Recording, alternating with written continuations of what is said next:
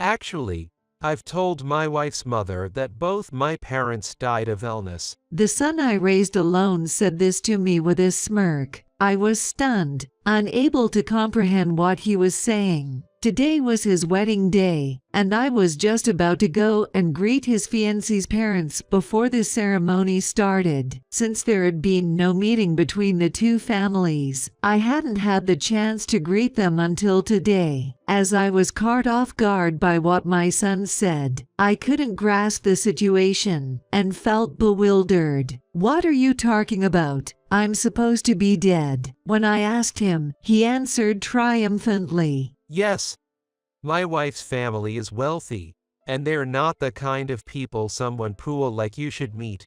I hated the idea of them having to deal with you, so I buried your existence, you know. "Then why did you invite me to the wedding? If you wanted me to be considered dead, my being here would be inconvenient for him." Then my son burst out laughing. Maybe to torment you.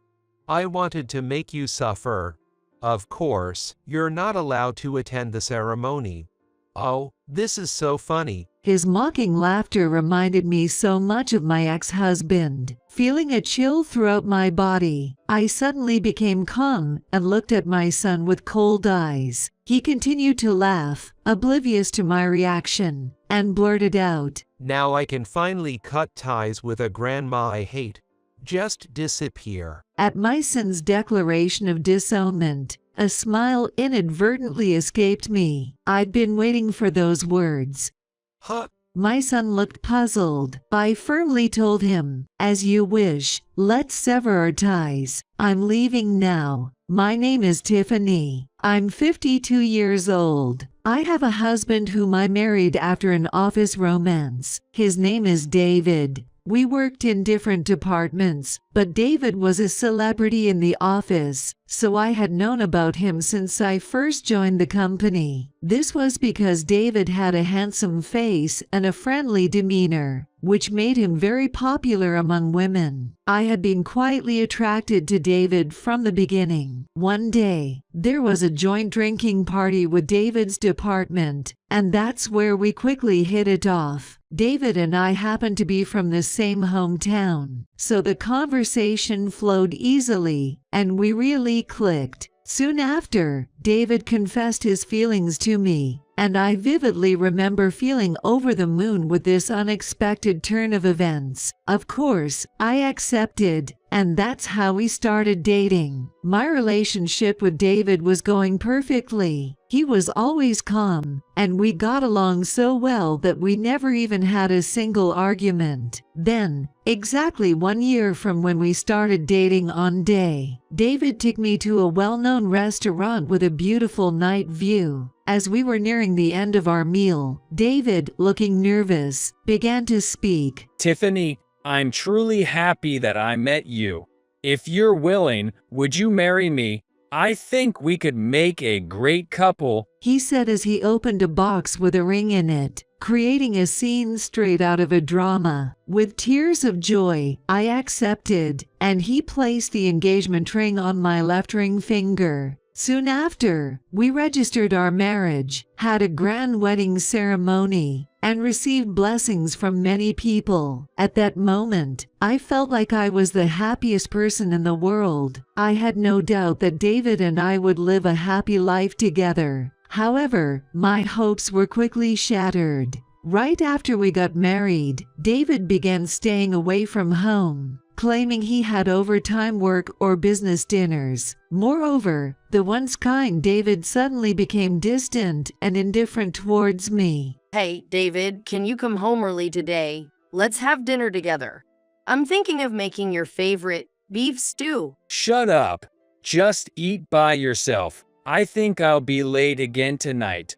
All right, I'm off to work." He slammed the door as I stood alone in the entryway. Confused by David's sudden change, I couldn't comprehend what was happening. Since David wanted me to, I had quit my job to become a full-time homemaker, and I spent my days alone at home, tirelessly doing housework. During these lonely days, I was thrilled to discover I was pregnant. I hoped that maybe David would come home earlier once our child was born. Time passed, and 3 days after the expected due date, I gave birth to a healthy boy. We named him Eugene, and David, holding our newborn Eugene like a treasure, was moved to tears. Seeing him like this, I thought we could live happily as a family of 3. However, he soon started staying away from home again and stopped contributing much money to the household. Suspicious of David's actions, I decided to take a drastic step and follow him. After leaving Eugene with my parents, I followed David after he left work and saw him stop in front of an apartment. When he rang the bell, a beautiful woman came out from inside.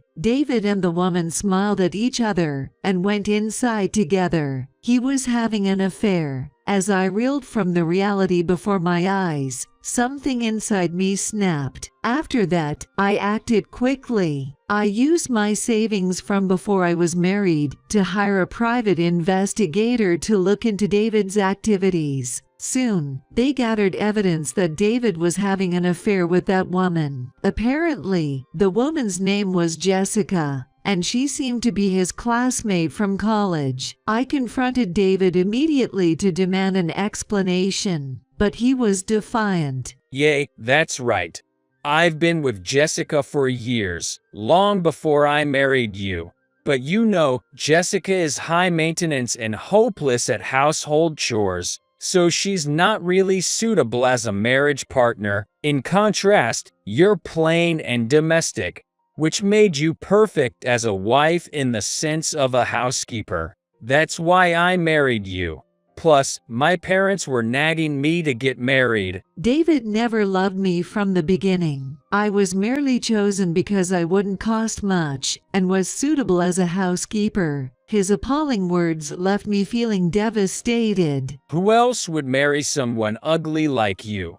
Have you ever looked in the mirror? Someone at your level getting married to me? There had to be a catch, right? With that, David burst into laughter. Was he always this hideously joyful? Is Jessica the reason you stopped bringing money home? Somehow managing to muster my voice, I asked. Exactly. Jessica's into the latest trends and loves fashion, so she's always asking me for bags, cosmetics, and stuff. Honestly, her looks and body are top-notch, but it costs a fortune, LOL. But I end up buying them for her anyway. David's face as he said this was smug and vulgar. Please, let's get a divorce. When I finally said it, David snorted in disdain. Yay, whatever. I never loved you or anything.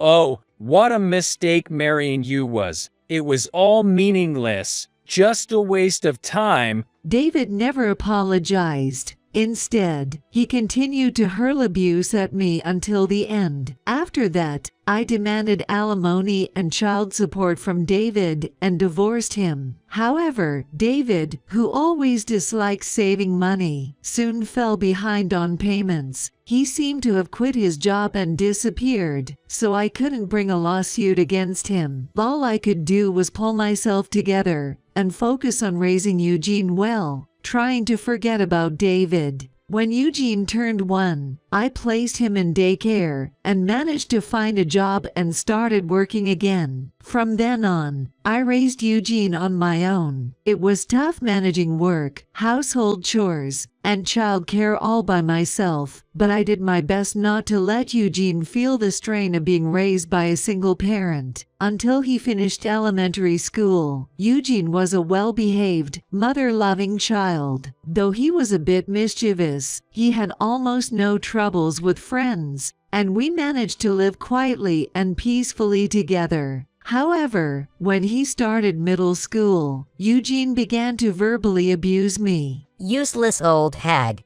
It's your fault I have to live in poverty. My life is a mess because of you, damn old hag. As he ransacked the room, Eugene screamed these things unilaterally at me. Come on, Eugene, calm down. Let's talk this through. Even as I tried to soothe him, he wouldn't listen, and instead yelled, "Shut up," and struck me. Though still a middle schooler, Eugene was almost as big as an adult man, and his punch knocked me to the ground, groaning. Looking down at me, Eugene muttered with utter disgust, "You make me sick, old lady." Then, he retreated to his room. This happened repeatedly. Despite my attempts to reach out, Eugene firmly kept his heart closed off to me. Verbal abuse and violence were the norm, and Eugene often deliberately threw all the food I cooked right into the trash in front of me. Seeing my shocked expression, Eugene laughed maniacally, his face resembling his father's when confronted about his affair. Tired of Eugene's behavior, living with him became increasingly painful for me, and gradually, my affection for Eugene faded away. Still, I felt a responsibility to take care of him until he was an adult, so I scrimped and saved desperately to gather funds for his college expenses. Eugene got into his college of choice and began living on his own as soon as he started university. Hag, you're going to miss me leaving, ho? You're going to live a lonely life from now on. Oh, and don't you dare forget to send me money every month. If you're even a day late, I won't let it slide. Eugene seemed to think I would be lonely without him, but that couldn't be further from the truth. I was genuinely relieved that Eugene was moving out. After all his verbal and physical abuse, I was honestly surprised he still thought I loved him. It seemed he truly believed parental love was unconditional. But that's not always the case. Even parents are human and have hearts. Continuous terrible treatment from a son can extinguish any feelings of love. Since Eugene left home during the spring break before starting university, I have been living peaceful days. I never missed a month of sending money, but Eugene never bothered to thank me with even a phone call. However, that was fine by me. I didn't want anything more to do with Eugene. Years passed, and Eugene graduated from university and got a job at a certain company. One day, 3 years after starting his job, Eugene came home for the first time in a long while. Hi, Mom. Long time no see. How have you been? Eugene, whom I hadn't seen for years, had a gentle smile. Yes, I've been fine. And you, Eugene, have you been doing well? I asked, somewhat bewildered. It had been a very long time since he had called me Mom instead of hurling insults. Yo, I'm working hard. I'm in sales, so it's tough, but I'm hanging in there. Man, I never thought working would be this hard, he said with a laugh, almost as if he had returned to the kind son he used to be. After catching up a bit, Eugene started, "So, Mom, I want to apologize. I was really harsh to you during my student years, wasn't I? But, you know, it was my adolescence. I was going through my rebellious phase, so it couldn't be helped." His words, excusing the verbal abuse and violence as mere teenage rebellion, were hard to accept. However, I chose to remain silent and just listen to what he had to say. I really am sorry now, Mom. I'm sorry. Truly sorry. No matter how many times I apologize, it won't be enough. But I'm really sorry, he said, bowing his head. Are you really sorry? It was the first time I had ever heard an apology from Eugene's lips, so I was taken aback. Yo, I really am sorry. I'm 25 now, and finally an adult, and I've come to realize just how terrible the things I did as a kid were. I'm sorry. As Eugene repeatedly apologized, I softly told him, "It's okay, I got it now." If Eugene was truly remorseful, I thought I might forgive him. I no longer had any affection left for Eugene, but I was willing to accept his apology. Thank you, Mom. Eugene's face brightened instantly, and he beamed with a full smile. Actually, I have another big piece of news. Big news. I tilted my head, curious about what it could be. I'm getting married. Really? I was surprised. I hadn't imagined Eugene getting married. But then again, Eugene was already 25 years old. It wasn't strange for him to decide to marry at this age. She's someone I met through work. Her name is Sarah. And she's really cute and a great person. Eugene said with a happy smile. That's wonderful. Congratulations. As I congratulated him, Eugene's smile seemed to twist slightly. His smile twisted slightly, looking insincerely smug, which gave me a bad feeling. And indeed, my intuition was about to be proven right. Mom, I have a favor to ask. What is it? I felt uneasy inside but asked calmly. Could you give me a wedding gift? Look, I just apologized for my past behavior, so we're even, right? You're my only parent, after all. So a little celebration money would be appropriate, right? I mean, even though we lived poorly, you must have some savings, right?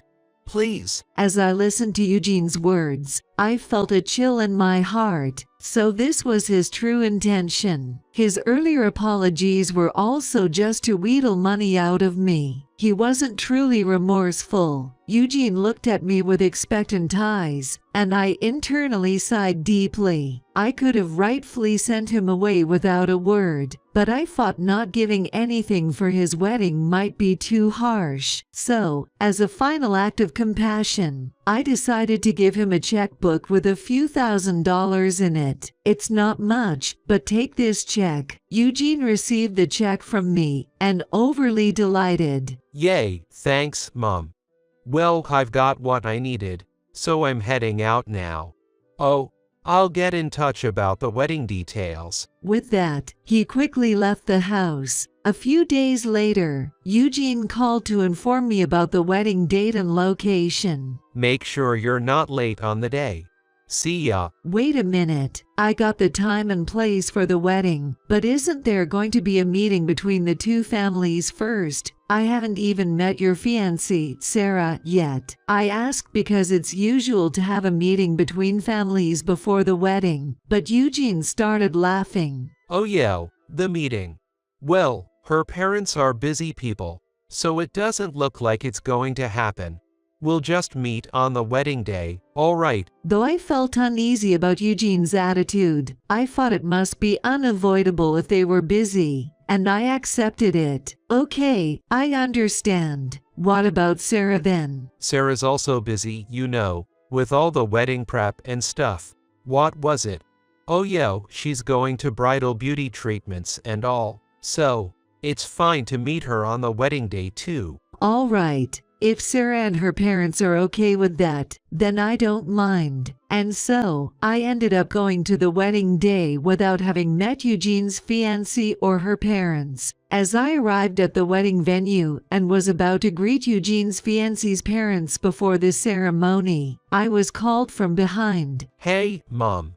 Where are you going? I turned around to find Eugene. I was going to greet your fiancée's parents.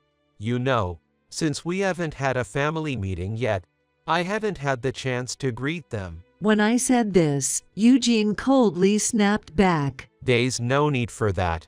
Who said you could just go greet them on your own? What? But it's just polite to greet them, I replied, confused, but Eugene smirked cruelly, much like he did in his student days. My fiancée's parents aren't the type of people a poor person like you should be greeting.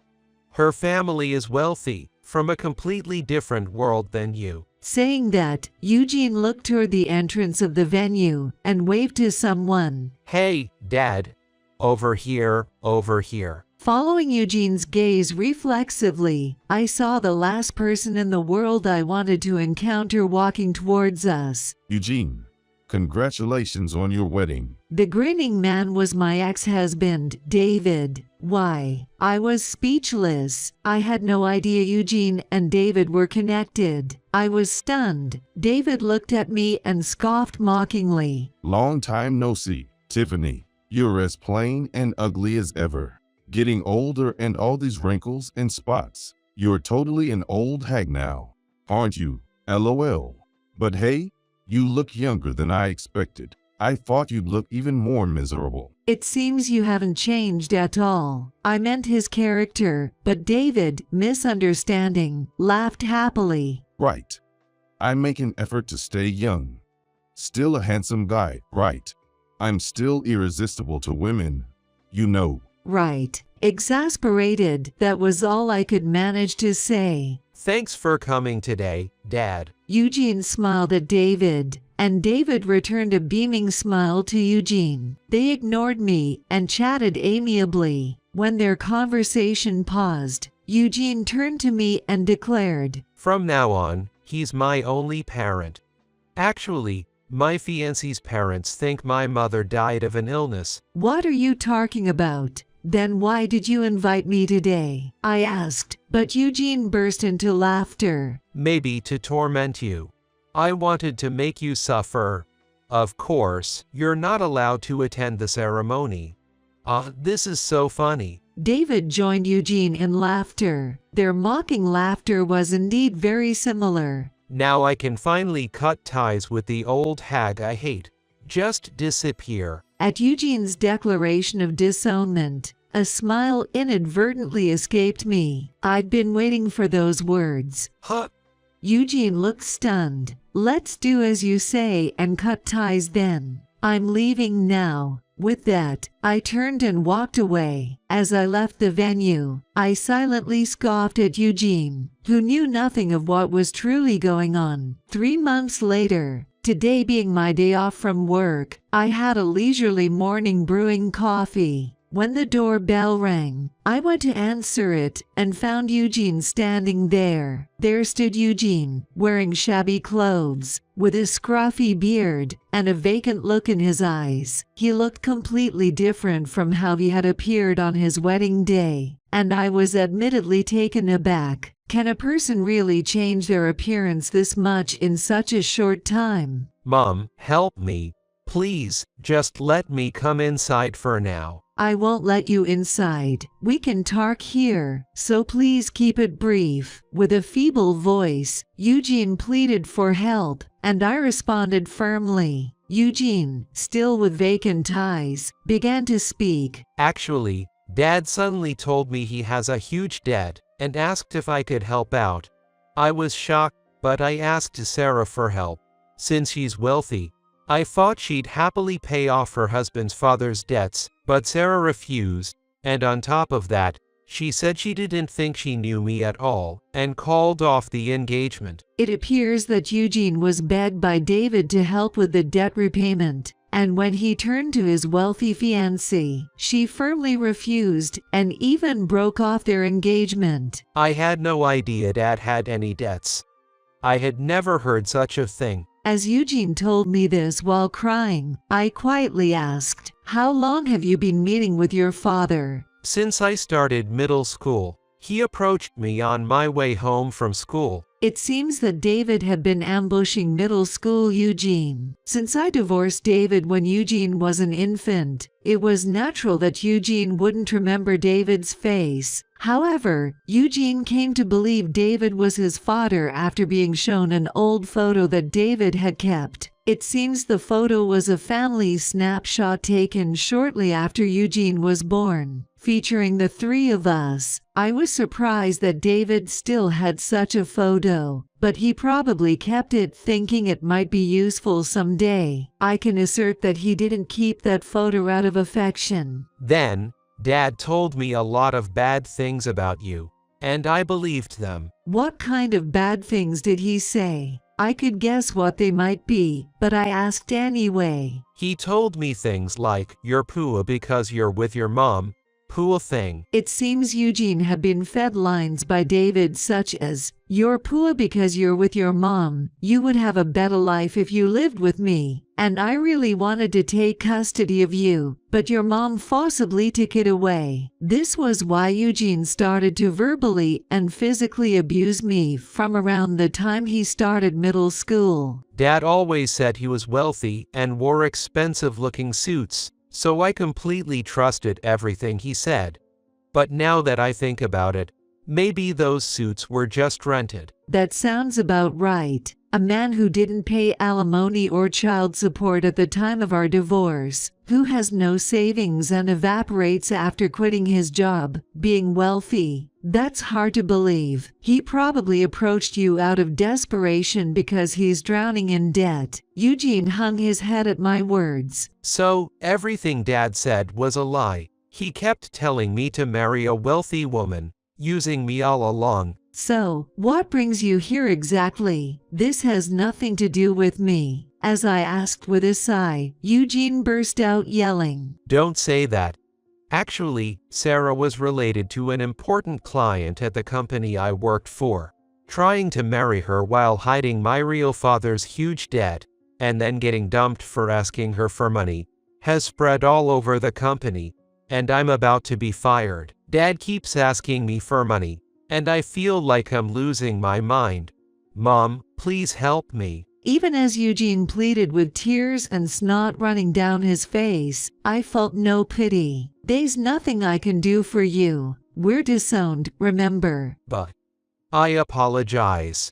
At the wedding, I was deceived by my father, so I said we should cut ties, but I didn't really mean it. As Eugene desperately tried to make excuses, I looked at him coldly. It's not just about the wedding. I raised you alone since you were a baby. To ensure you didn't go hungry, I juggled full-time jobs and side jobs, and I also strived to keep up with housework and cooking. Yet, you only thanked me until you were in elementary school. After that, you repeated verbal abuse and violence. That's because Dad filled my head with lies. I've already apologized for that, haven't I? While he did apologize, it was only to extract a wedding gift from me, not out of genuine remorse. I let out a heavy sigh. You've never truly apologized to me. Besides, no amount of lies justifies the verbal abuse and violence you directed at me. Furthermore, I repeatedly tried to face him, but he did not answer me in the slightest. I have no love left for you. Even seeing you in this broken state doesn't stir any desire to help you. Please leave. As I firmly stated this, Eugene's face turned red with anger, and he shouted, Don't joke with me. Aren't you my mother? A mother should help her child. You're inhuman. I don't have a son. Please don't yell here. Just go home. Damn you, old hag. Enraged, Eugene raised his right arm to strike me. I immediately shrank back and prepared myself for the pain that was about to hit me. But nothing happened, no matter how long I waited. When I cautiously looked up at Eugene, he was groaning, ouch, and clutching his right shoulder. Maybe he injured his right shoulder. For a moment, I wondered why, but then quickly regained my senses and shut and locked the front door. Eugene was yelling from behind the door, Hey, we're not done talking yet. I'll call the police if you try anything else. Just go home. I responded, and hearing the word police seemed to have an effect, as he retorted with a parting shot, Damn you, and left. A month later, I received a call from Eugene. I did not answer, but an answering machine had been left for me, so I played it back and heard his unruly voice. Mom, listen. Dad won't let me go. He keeps asking me for money, and if I refuse, he becomes violent. I can't say no.